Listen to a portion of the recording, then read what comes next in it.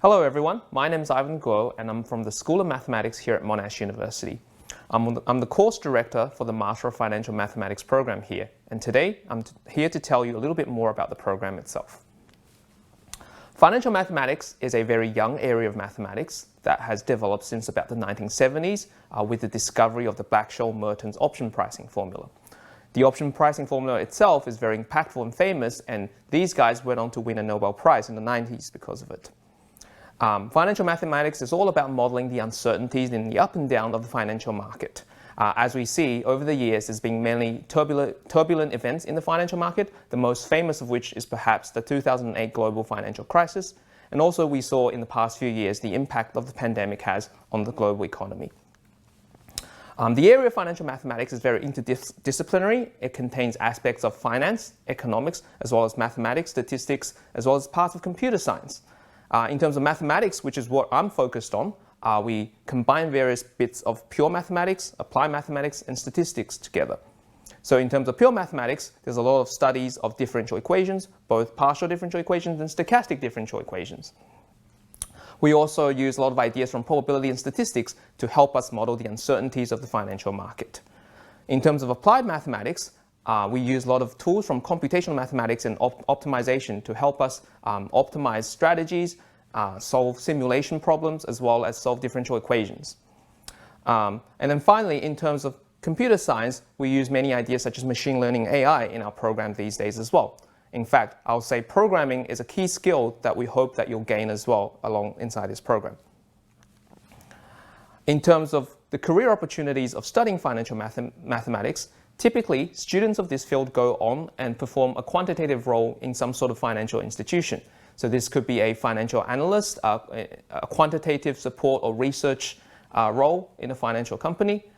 In terms of the type of financial company you could find yourself in, you've got the typical investment banks, which are focused on pricing and trading financial products. So these could be stocks, financial contracts, interest rates, foreign exchange, whatever you can think of. So in these companies, it's also very important to understand risk and how to manage them.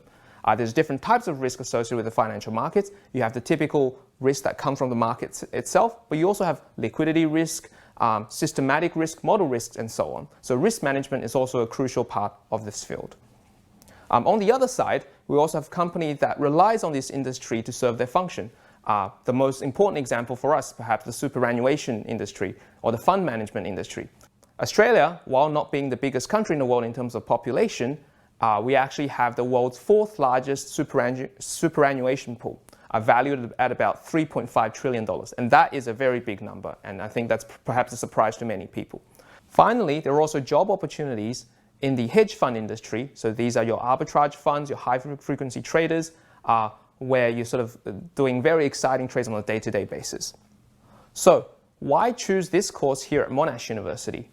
Well, Monash University is one of the group of 8 universities here in Australia and is perhaps the biggest in terms of student numbers. Over the past few years, Monash has steadily climbed in global university rankings. As you can see, they're currently ranked at about top 50.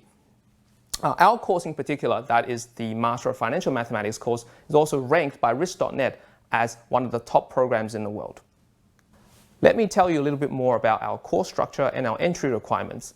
The full Master of Financial Mathematics course is a 2-year program that has parts A, B, and C, and we'll see what those parts means in a second. In terms of entry requirements, most students will come in at part A, so they'll be doing the entire 2-year program from beginning to finish. Some students who come in with a mathematics degree, so perhaps a Bachelor of Science in Mathematics or some sort of majoring mathematics or a related discipline, might go straight into part B if they've already taken some subjects that we offer before. For a very small number of students who have come in with honours in mathematics or perhaps extensive industry experience in quant finance, they might be able to doing a 1-year program where they only do part B. Now here's the course structure itself. In part A, this is a 1-semester, 6-month part where you'll be taking 4 units that are essentially 3rd-year level units to help you brush up on your mathematics to prepare you for part B. Part B is the meat of the program that is a year-long, 2-semester, 8-unit component that contains many specialized units in financial mathematics, including stochastic calculus, quant risk management, and computational methods in finance. Here's a table to show you some of the units that we have. As you can see, both Part A and B have a number of core units that we recommend everyone to take in order to complete the course, but there are also room to choose some electives. For your benefit, we have categorized the electives into 3 broad categories. We have quantitative research, which are about learning the mathematics, more about the mathematics behind what we do. We have investing and trading. It's there if you're interested in learning more about finance, business, and economics. And then finally, there's data analytics, which are there if you're interested in more computer science fields such as machine learning and AI. You can mix and match between all of these. Finally, the capstone part of our program is Part C, which is perhaps the most popular part of our program because for most students, this involves doing an industry internship for a whole semester. So during this semester, which is 12 weeks long, you'll be placed at an industry partner working on a project with them. Now, for some students, instead of doing industry internship, you can also do a research project with one of our academics, or you can even take a minor internship or minor project, which is 6 weeks instead of 12, and supplement that with additional electives. So once again, this is a very important and popular part of our program because it allows students access to the industry. It serves as a gateway for them in their first step towards their career.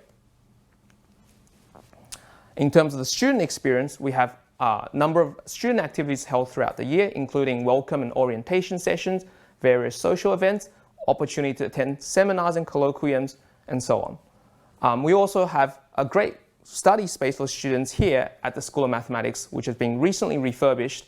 So this includes study areas, tutorial room, and space where you can engage with other students. One very interesting part of our facility is the so-called BLOOMBERG Terminal Lab. Now, if you didn't know what this is, a BLOOMBERG terminal is a very specialized computer terminal usually found in financial institutions and banks to help them retrieve real-time market data. Now, it's very rare to find these terminals in an academic institution, but for us, we're very lucky to have an entire laboratory full of these terminals. So we'll be holding many of our classes and tutorials in those rooms where students can access these BLOOMBERG terminals, have experience logging in, and using the various commands to retrieve financial data and manipulate them. So I think this is an excellent way of getting some experience to add to your repertoire in your future career search. In terms of scholarships and fees, there's a number of study grants, discounts available for students depending on your eligibility. We also have a partnership with the Global Association of Risk Professionals in offering scholarships to one of their professional accredited entrance exams. So the accreditation here is the Financial Risk Manager accreditation, and each year we have a number of places where our students can take their exam for free. And many of our students have taken this offer in the past and found this very helpful. So, where are our students now? Our program started in 2016. So since then we have over 100 students graduating from the program. We did a quick survey of what they're doing now. One very interesting fact, over 86% of them have obtained a position within 6 months of their graduation. And within 1 year, almost all of them, that's 97%, have found their first job. I think this is very pleasing to know for students because it's important to know how your study here can serve as a gateway to your career path. Very quickly on the pie chart on the right, you can see the type of industry these students are working under. As expected, most of them are working in the finance industry, in wealth management companies and banks and so on. But there are also other opportunities in fintech companies, consulting, as well as academic positions.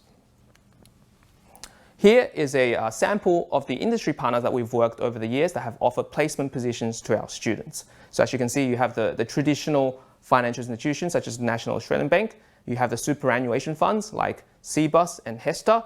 And you also have other companies like Optiva, which is a hedge fund trader, as well as various international companies.